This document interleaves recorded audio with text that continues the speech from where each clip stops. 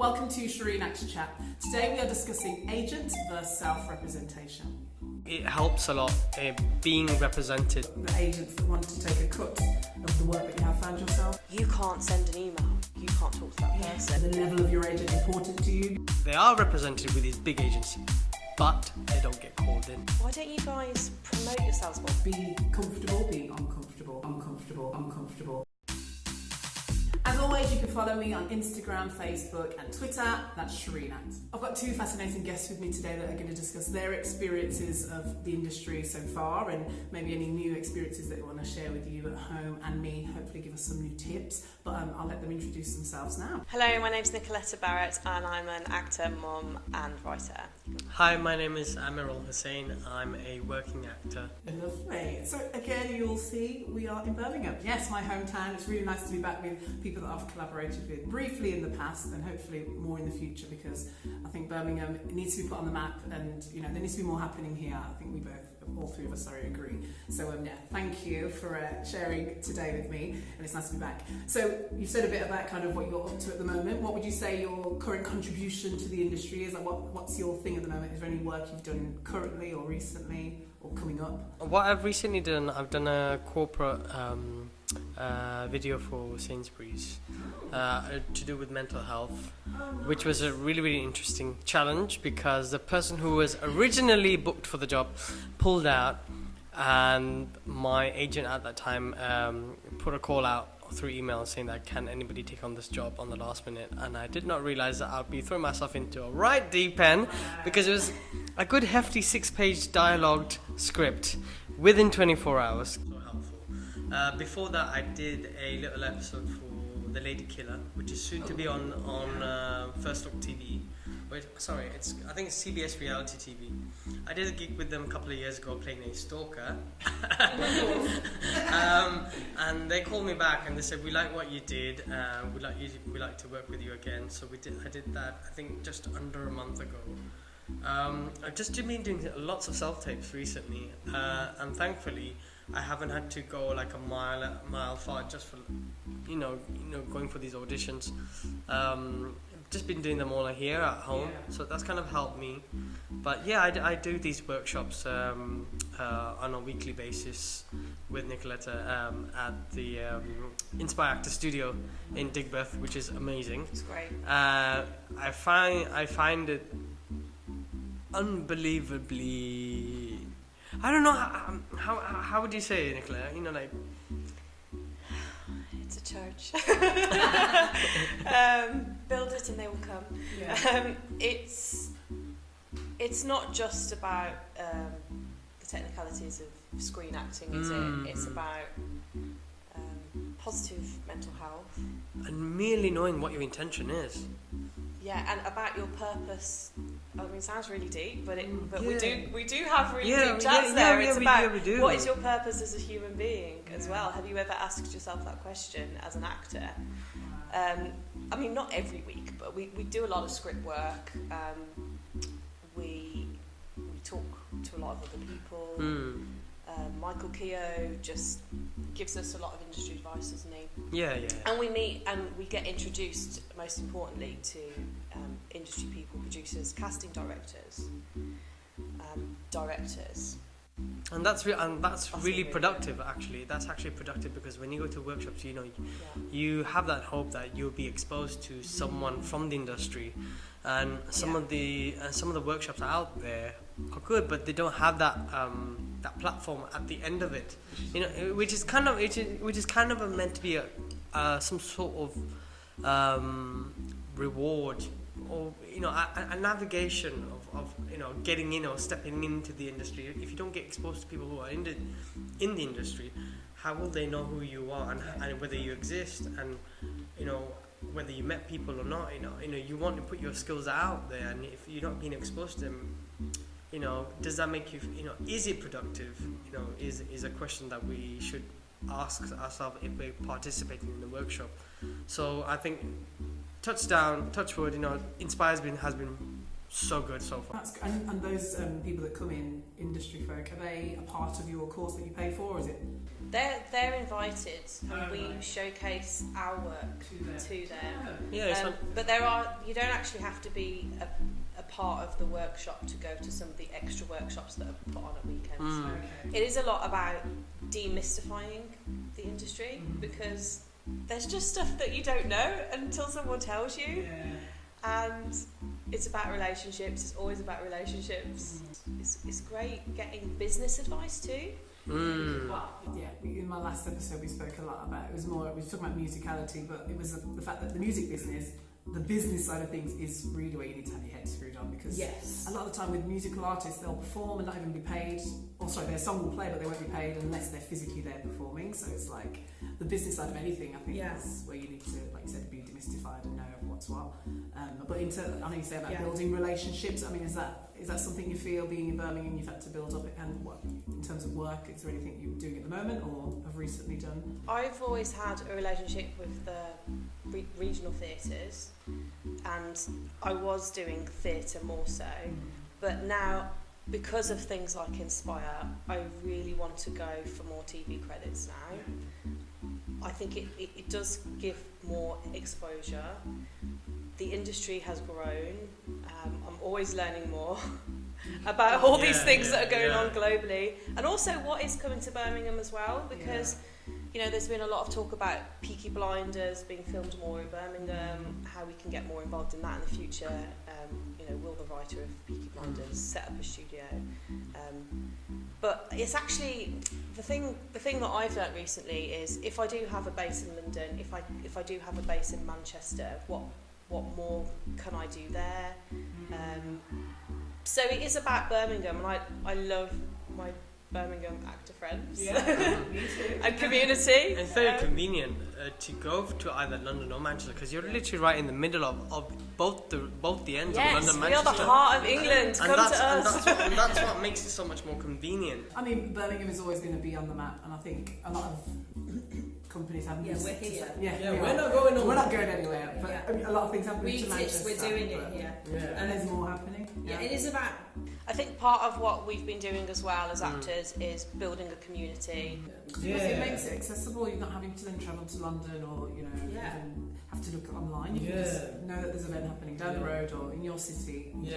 I mean, I'm in London now, and I did a theatre production recently that had people from Nottingham, Chester, and they were from like these kind of smaller cities that I'm thinking, oh gosh, if there's not that much going on in Birmingham, there can't be much going on in Chester or Nottingham. But again, London's that hub. It'd be nice to say Birmingham was the hub, because Birmingham's closer to both of those places. And the more that starts happening, the more it's going to be on the map, even though it's always been on the map.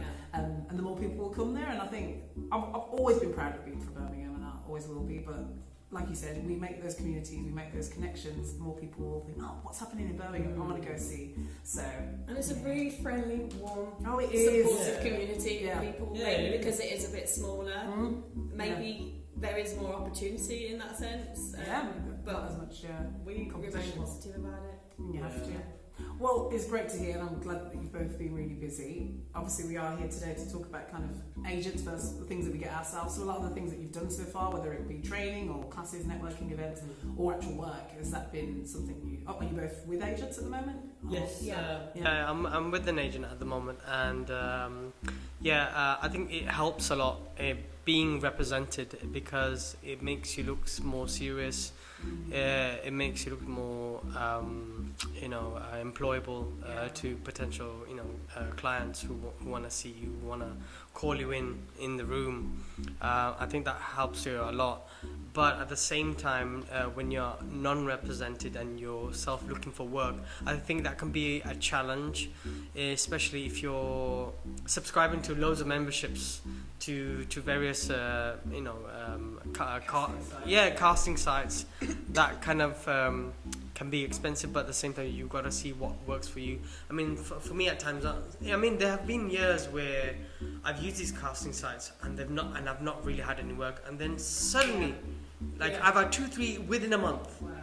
And it's like, what I don't understand. I can't explain. You know, where's this work come from? How can yeah, exactly. It's like I haven't done any, even on my CV. I haven't done anything that I can say that, you know, I can wow about myself. But then they said, no, you fit the bill. You know, you kind of suit, and you know, regardless of where you're from, are you happy? Can you do this? I said, yeah, I'll do it, and that's it. And it's like, you know, I made worth my subscription. You know, of seeking these work online. My agent at the moment does not have an issue with me, you know, looking for work online. Yeah. So that's good, and that's a good, and I'm glad that I have that relationship with them, because it can be difficult at times if you can't do that. But then if that is the case, and if you're solely dependent on the agent, then you know you hope that you'll be constantly called in for work, because they are the pusher of your work. Absolutely, yeah. I mean, I have a problem with, I probably shouldn't, but the agents that want to take a cut of the work that you have found yourself, because I know if my previous agent said if they needed to get involved to have to kind of discuss any contracts or anything like that, then fair enough, give them a cut. But if it's something you've gone out, found yourself based on your reel or your headshots, then I think, you know, that there should be no commission taken out. But I know there's some agents that are a bit funny with you. I think it depends on the agent and the professional relationship. And I can see, I mean, I can totally understand that. That some people might say, oh, that's a bit unfair, but you know, on the other side of it, there's a lot of work sometimes that we don't see that our agent may be doing. That's true, yeah. And you know, sometimes we have to respect that as well. It's all a conversation, isn't it? And that is very true, you know, because I remember a girl that, I think, what was it? She applied for a theatre job that was a short kind of piece that her agent had kind of not recommended her to do, and I don't think she did it in the end, but the recommendation was that he felt that she was above that she shouldn't be doing something like that. So it's true, actually, if you want to just even seek that advice, and like you said, that our agents will have this knowledge that we should be able to ask them questions, and like you said, if you have been able to build up that relationship, you should be able to talk to them and should I go for this? Is it right for me, my brand, what I'm putting off? Yeah, I think that's really important, that you have a good relationship with your agent. I think there have been in the past where I've had to be represented, and I've been restricted for things like that. Or I could not. I never felt that I could approach my that agent at that time, and that made me question myself. You know, did I actually pick up the right agent? You know, was it worth me? Being represented by them. Because, you know, I'm not saying every agent is like that, but in my experience, the one that I had to restricted me in doing such communication. Like, they would never ask me, they would restrict me from nudging them for seeing something that I thought I was potentially cast for. But they suggested not to call them up and say, But my argument at that time was that, what if I see something, but you're busy looking for someone else work? You might miss that out, but they still would not want me to do that. And it's like, you know, this is the way you got to understand. Okay, you have, it's important that there's a two-way thing. That it can't be a one-way thing. It's like me just watching or looking at a TV box and not responding to it. I might as well do that as well, or just look at a blank canvas and just not expect a response. So I'm grateful that the agent that I've got and who I'm working with right now gives me that freedom, and I can just call them up and say, and if I have any questions with them, I don't hesitate. I like to think your agent's happy if you're working, kind of, no matter where you're working from as well, because it can be, when you're sitting there for months and have nothing, it's nice to just be doing something sometimes. It's about us. It's our, like, what we've learned recently is it's our right to communicate with whoever we want to communicate with. I don't think anybody can say, you can't send an email, you can't talk to that person. I mean, they might do, that might be their opinion, but it's our right to ask questions and to communicate. And you have to, I think, in this industry, with networking or just making new contacts, you could miss an opportunity if you don't send that email or go to that event. And again, that's why I don't really get the agents that would prevent you potentially from doing stuff, but I do get it if it's not going to benefit you or it's not right.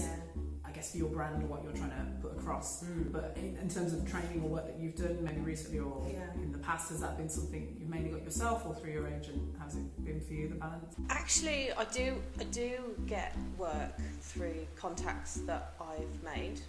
So that might be someone that's recommended me to a director.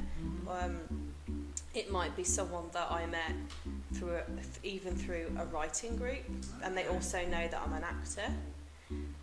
It might be, so many things really. There's no one set. I think thankfully friends as well. Not just friends. Friends of friends.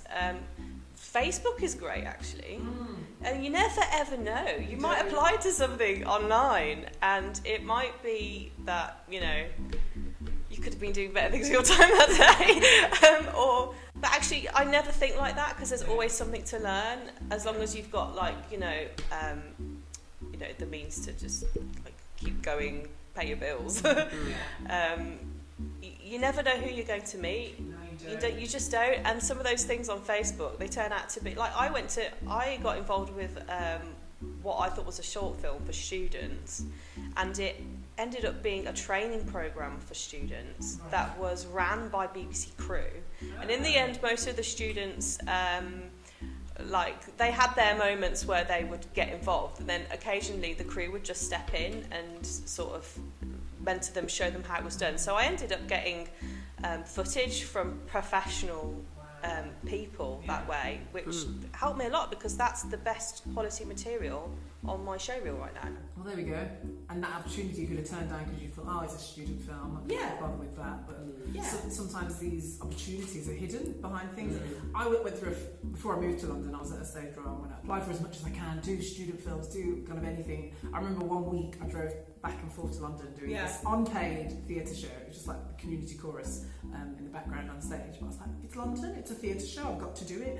And I met people through that maybe I still have on Facebook now, that maybe still follow me or whatever it is. But like you said, you don't know who you're going to meet, you don't know where things will lead to. And I still strongly believe that I might just be walking down the street and someone's like, you are what I want for my next project, and that's it, that's my big break, because things like that could happen. I'm always optimistic, but again, right now I think where we're at, because I was going to ask actually, how do you feel, is the level of your agent important to you? Because I know you said it's kind of good to have an agent just to make yourself look a bit more reputable, but at the same time, like you said, it's just as enough having a kind of that presence itself to get work. But where does the line end? Is it something that we should be representing ourselves as in the industry, or is it better to have a good agent that's on with that type of agent?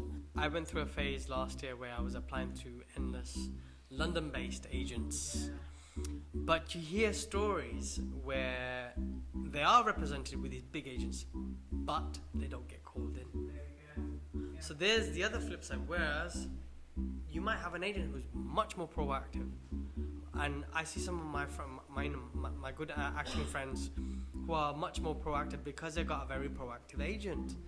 And I feel like, I wish I joined them, but you know what, I'm kind of happy that, the agent that I'm with, I think that is enough for me to kind of feel like, I know there's hope for this year, that I'll be productive this year, because I know that my agent is going to be looking after me. Having a well-established agent or a non-established agent, I don't think that really should matter, as long as if your agent is proactive, constantly getting you through the door, is all that matters. Ultimately, I think that ultimately matters, because you could be with the biggest agent, but then you might not have the attention, and you do need a bit of nurturing when you're first trying to get first TV credits, and that's more what I'm working on now, trying to get more screen experience. Same here. I think I want to do European cinema, or I want to do European theatre, but the mindset here is very restricted, because they all want to do this one narrow rooted kind of theatre, they want to do the cliche stuff. Okay, I understand that everyone's got to make their money, they got to bring their bums on the sea, but if you're not bringing anything new, then you're kind of killing the theatre experience in itself. You want to bring something fresh. I got trained by somebody called Alexander Zeldin at Birmingham Rep Theatre, where we actually met. Is that where we met? Yeah, that's actually where we first met. And he was great, and I've seen both of his plays after his training scheme, and I thought he blew my mind, because I say, no, this is the guy that I want to work with. I would rather drop 10 jobs and work with him, because this is the kind of work I want to, because he brings his stories alive. I think that's why a lot more groundbreaking other themes, topics, work is coming out of other countries. I spoke a few episodes ago about the fact that work in, I think it was Spain, the lady was from, and she was saying a lot of work is happening there, but she wants to get more work in the UK. Why can't they write a role for her as a Spanish, whatever it is, woman? But I watched an episode of Canada the other day, and there was this Spanish lady in there, and I thought of my friend. I thought, you know, there is roles coming slowly, but there needs to be more either merging or more collaborations or more venturing into other cities. But it's interesting you said about just being nurtured through other practitioners. I know you were talking about nurturing being quite important. Is that something you feel your agent should offer, or is that something you would just get from life? Yeah, so I do talk to my agent. We have a really honest, open relationship, and it's great. And I listen to things like podcasts online. You recommended a great podcast to me. Yeah, Real Life Actor. Yeah, brilliant stuff. I want to hear that then. Yeah, I'll give you a class. Okay. Jeff Seymour, Real Life Actor. Yeah, I just love the jazzy intro. It's really relaxing. His voice inspires my podcast. Yeah, it is. I could listen to his voice all day. Act on This. Community surrounding Act on This, which is like an online forum and podcasts which are totally worth it. You subscribe to it, and we connect through that, through live Facebook chats. Social media is great at the moment for me. If I can't get out and I can't travel as much, I talk to people online, other actors, the people I've met in real life mostly are just really great at supporting me. I can send them a message. I build upon relationships I've had through past workshops, first acts that we met through, people I've met at auditions. That's nurturing to me, but I guess I'm going out seeking it, but it's kind of like natural as well, isn't it? It's natural, and it's almost mutual, because you might inspire someone or they might inspire you in it. Yeah. Like you mentioned childbirth, you having someone to nurture because you're a mother. Yeah, Do it. and making and stuff like that. Yeah. I think and like you mentioned, social media. There's so much. We have access to so much nurturing out there, like podcasts and things like that. And I think we have to constantly stay inspired and keep fit, things like that. You know, looking good, feeling good, all these things, helping your mental state. That's why I love doing classes. Definitely. And for me, training is very important, because I've always seen acting as like being an athlete. You have to keep training. You can't just say, right, I've done 3 years at drama school and now I'm an actor, because it's ongoing.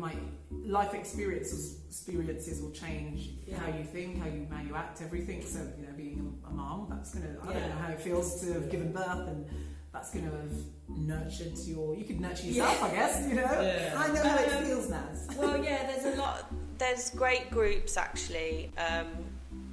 Parents in Performing Arts, Prams in the Hall. There's even a Facebook group called Mothers Who Make, and I have conversations with people in similar circumstances to me, because it is a unique thing as well. You know, being a woman as well, working in the arts. You know, what kind of work do we want to do? What kind of hours will we do? And a lot about creating our work surrounding our experiences too. That's really valuable to me. I think one of the questions we were asked at Inspire was, why don't you guys promote yourselves more, put your work out more on Twitter? And I've learnt so many things about Twitter, like, you know, your show reel is best at 2 minutes 20 and embedded in a Twitter post, because if you click on a link, like, someone's less likely to look at it. But if it's like pinned at the top, that sort of thing, share it and get it out as much as possible. And then I started doing my own Instagram videos, which I think you might have seen. And that was like a video diary for me, because sometimes I just don't have the time to sit there and write it down. It's easy and quick, and doing this podcast is not as quick as it could be with editing and stuff, but it's something that just gets your face out there, and I enjoy it, so I find it quite soothing. But it's a way, you've got to promote yourself, you've got to get out there and do all you can, I guess, to be seen. But it's all a process, and it's all and you never know what that leads to. That self-representation. Because then someone says, "Oh, that person, that is." Oh, I can kind of like. You don't always have to send a show reel to a casting director. You sometimes should send. They ask for things like introductions, "Hello, this is who I am. This is what I do. This is my vibe. This is my energy. This is what I look like." Away from my polished scene, but I mean, obviously, you want to be seen in the best light, don't you? But that's helpful because that allows them to get to know you. Digitally, maybe. I think like we're discussing kind of agents versus self, but I think they both come hand in hand. You have to have a representation of yourself to be able to even find an agent in the first place. Like, this is who I am. Because how will an agent then know? Well, I know we're talking about kind of bigger agents and smaller agencies, but how's that agent going to know whether they need you on their books or if they've not got someone like you already? So having that representation, which is why I think social media is great, to have that brand. You can go out there, front foot forward, and say, "This is me," and you need to know who you are, otherwise what are you standing on? I think when I approached the agent who I was with currently, he was looking for a BAME actor, particularly South Asian, and I said that I come from a British Bangladeshi background, and that's a very micro niche background that you could put yourself forward for, because there's not much casting demands for that. So, but I said, look, no, not to worry, I still get casted for being Indian, Pakistani, or even Middle Eastern, or even Farsi, you know, like the general vague European kind of look at. I mean, that's really interesting as well. That I'm not saying that, but a lot of people have said that I don't look very, stereotypical, or I don't stereotypically look like Bangladeshi. I said, okay, that's fine, I'll take it as a compliment. But it's like, over the years, I've trained myself with different people. I've never went to drama school. I mean, I have attempted to go to drama school, but technically we did go to the same drama school, didn't we, for a short time? Identity. Yeah, we were there for... I was there for a year. See, I went there as well. I went there. Everyone's been. I think I put down identity. I should reveal my secrets, but I put identity on my CV and things because I'm like, it looks like I went to drama school, because a lot of places like to see that you did training. But like I said, I still believe that you can't just train at one place one time and then be fixed. So it's definitely different at different institutions. Like when I was at the Poor School, before it closed down, their teaching method was very classical, but it was fun at the same time. It was traditional, it was classic, it was fun, but the mentors there, they were very in tune. Like they would really push you, for your own sake, so that you kind of get into that kind of spirit and that level of characterization. Whereas with people like Tracy Street and Alexander Zoldan, they promote actors to be themselves, and I found that's a kind of route that I want to go to, because this is what I want to sell to people, that I want to sell myself rather than sell an imitation of somebody else, because I think there are plenty of cloned things out there, and I think they have enough to use, and if they've got enough, then us cloning again is just going to be another number. So us being ourselves is going to be a unique number for the market. Because no one will be you. And no one can be you. You are very unique. And I think it's important. I guess the next step up from an agent is a manager. And if that's obviously where we're hoping to get to, if our diaries are busy enough. At the same time, we should always look to our agent as like our manager. They're going to hopefully have our best intentions at heart. We're not just a number to them or a picture. They care about us. They are working for us, I guess, and they don't get paid if we don't get paid. Is how it should be. I don't know. You've had experiences of where agents are taking cuts without even getting the work. Other commitments, and I know you're a mother. You've got a full-time or part-time job. I work on the weekend, so that kind of spaces my weekdays out evenly, so I can do whatever I want with them. So I have that flexibility, working on the weekends. They give me that freedom that I can be free from Monday to Friday. So if I have an audition, I don't have to call them up and say, look, I can't make it this day. Whereas the weekends is like, I know those are my days. I have to earn my bread and butter, but at the same time I have to look after my mother as well, who I live with. Gosh, life can be really busy. you have to have that off chance that something will come up. You have to just be available. I think agents in the past can get frustrated. It's like, what, you're not available? I mean, I lost a job once because I was like, no, I'm prioritising my acting. I was like, it's got to come first, and I lost the job over that. But for me at that time, the acting was more important, and I'm glad, because that's my passion. I enjoy it. I'm gonna always put it first. But it's just interesting because life can take over. There can be things that crop up. Yeah, sure. I mean, even for agents, right? I mean, they're humans. They have lives too. For me, you know, I've had support from family in terms of, you know, I mean, I have a mum and she works as well, but there are times when if I have to get on that train or go and do that project, I don't think I could have done it without them, to be honest, because everybody's constantly selling themselves and working on but it is about the creativity, and that's brilliant. We could talk about that a lot, but it's about being organised with my time around my other commitments as well, and also remembering that I you know, I've thought about it a lot, like, you know, what if someone did call me off?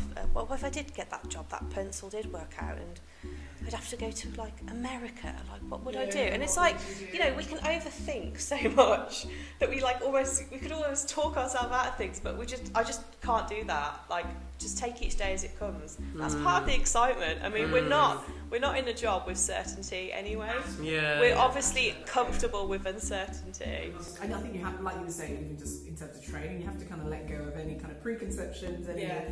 I mean, the biggest term I learned with my training was be comfortable, being uncomfortable. And I think that is what it is a lot of the time. You just don't know what's going to happen. You have to get thrown into things. A lot of the time in auditions, you're asked to do these ridiculous things, or you might travel to London for like a 5-minute audition.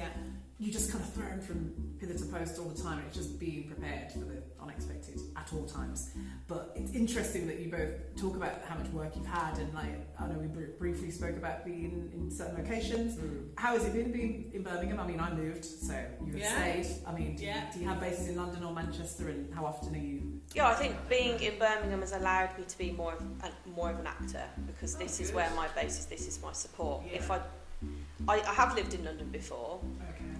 That was before I was a mum, and I mean, I haven't took, you know, that step I could do, but at this moment in time, it's more of a supportive environment for me here. To be honest, you know, there are so many candidates that I meet at auditions. They don't actually live in central London. A lot don't. Do you know what, that's actually so true? And they live on the outskirts, and I said, really? And the amount of time that it takes for them to get there into central is the same amount of time that it takes for us to travel from Birmingham to London. And I just We're not that far away, guys. I know. It's really not that big a deal. And I just find that, you know, it's not a big deal. I live in southwest London, not far from Croydon. Zone 3 takes me an hour to get to central London. Birmingham on the Virgin train is an hour and 20 minutes. Exactly. So you can, not from anywhere, but you can commute if you want to. And like you said, if you've got that time available to drop things last minute, then it can work. And like I was saying to you earlier, I might consider moving back to Birmingham, because I've always had that connection with Birmingham. It is home. I want to be known as someone from Birmingham. And things are happening now. And they are. So it's just a case of you knowing your diary and finding that balance. And while I haven't got any other commitments, like maybe kids or a job that's demanding, like, this is probably my time. I think what would be also helpful as well, you know, while you're still in Birmingham, just constantly keep an eye out for networking events, because you just don't know who you're going to meet. Exactly. And once there are, they go. And do you know what, being in Birmingham will make, because at the moment, anything kind of past Birmingham I don't even think about, so if things did come up in Manchester, I'd be more inclined to be like, oh, it's only an hour or 2 hours to go there. Manchester is a really nice I'm city. really like Tempted. I'm really going towards Manchester because there's a really supportive scene there. People are making stuff. Oh, definitely. Well, just kind of lastly to wrap up, I mean, is there anything you're currently doing or your agent's currently doing that you're going to continue to do, or is there anything that you think you might change or want to change in the coming weeks, months, years, or is it all working for you right now? I think I've been putting some of my short film ideas on hold in the last couple of years. I think I might want to go back to them, recoup, because I've been speaking to a couple of short filmmakers whose work I've admired, and I like their style of filmmaking as well, because it's kind of like the path that I want to go into. And I've seen some of their work at some of these film festivals, and it's really good. And I said, look, I've got an idea, a really simple story. I want to do a couple of redrafts and then send you the final one, and I think I might want to go back to that so I can keep myself busy, as well as, you know, stay hopeful through my agent, and stay positive, stay optimistic, stay contentful by doing different things. It can be very challenging to just stick to one sort of skill. When the truth is, we don't. You know, we have a side job to do. We have somebody to care. We have another priority. We have another interest that might take our time. You know, some people might be involved in charities, you know, which is good, and you know, and I praise them that they do things like that. But or even do dancing classes like I do Cuban salsa, but I have taken a bit of a break. But a friend of ours here had just been going more religiously than me. We've stepped it up. I've stepped it up a bit now because I am learning to dance. Yeah. So, and wow, all the things I didn't know just about connection. I'm so much more comfortable around people as well now. Yeah. Yeah, because it's about there's a leader, there's a follower, and that's really going to help with screen. I think it helps with screen acting, letting go a bit more. Especially with screen acting, because you get so little time to even maybe get the script and get rehearsal with your scene partner. So you can build that connection a lot quicker from dance or whatever it is. Then and just being like body positive as well, and you know, not always, you know, because we live in this age now where everyone, you know, there's a lot of stuff on Instagram, modelling. You know, we all have something to be self-conscious about. But if I'm just, you know, working with what I've got. I'm aiming to be stronger. It has changed my life. I do things like weights now that I never would have done before, and it's taking me in another direction. Whether, you know, whatever that leads to, I don't know. But that's what you'll continue to do. Yeah, definitely. And you know, working on the business side. Obviously, going more towards screen work, wanting more screen work. I'm open to collaborating more with, you know, people that are working in film, other actors. Yeah. You know, or work on short films, whatever comes my way, really. That's amazing. I mean, for me, I'm happy with where I'm at in terms of work. Actually, I'm not happy now. I want more. I do, but I'm we all want more.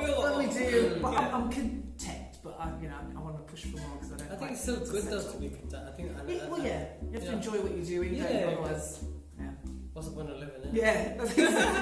But I think, like I said, I will be moving back to Birmingham. It's so inspiring just to hear you guys making Come back. You're making it work though, because you've invited us to do this. Yeah, exactly. And collaboration. That's it. And you're totally. Yeah. So, you're telling us about everything. Well, it's all. I've just learned through doing the podcast. Like, it'd be nice for me to do maybe an episode where I just talk about what I've learned from speaking to so many different people as well. I'm so glad that we're kind of talking about this as well, because I feel like there was a point in my life where I feel like I've just gained so much knowledge, but I couldn't do anything with it. Yeah. And I feel so unproductive. I'm sure you've done it as yourself, ladies. That you know, you've got to lose some sleep if you want to grab that job. You've got to knock on, like this. I think my next step is just going to be knocking on more doors, pushing, networking, just making more of the opportunities, because there are some out there, plenty out there. It's just finding them, and a lot of things are free as well that you can take on courses. And I think I want to develop maybe the writing side of things, even directing, because I think if you learn even how agents work, you know, if you can see something from the other side of whatever the saying is, if you can see it from their point of view, you'll know how to execute it for yourself. So watch this space, guys. But you know, you've said it here. I hope it works out for you and for me. Fingers crossed, pretty good. We'll stay in touch. And I'll see you in Birmingham in a few months when I move back. Stay in You can follow me on Instagram, which is Amarillo, or I'm on Facebook as well. Also on Twitter. You can follow me on Twitter or Instagram. Perfect. Agent for yourself. It seems they both work hand in hand. So know yourself, know your brand, see if it matches up with your agent, and get the best from both.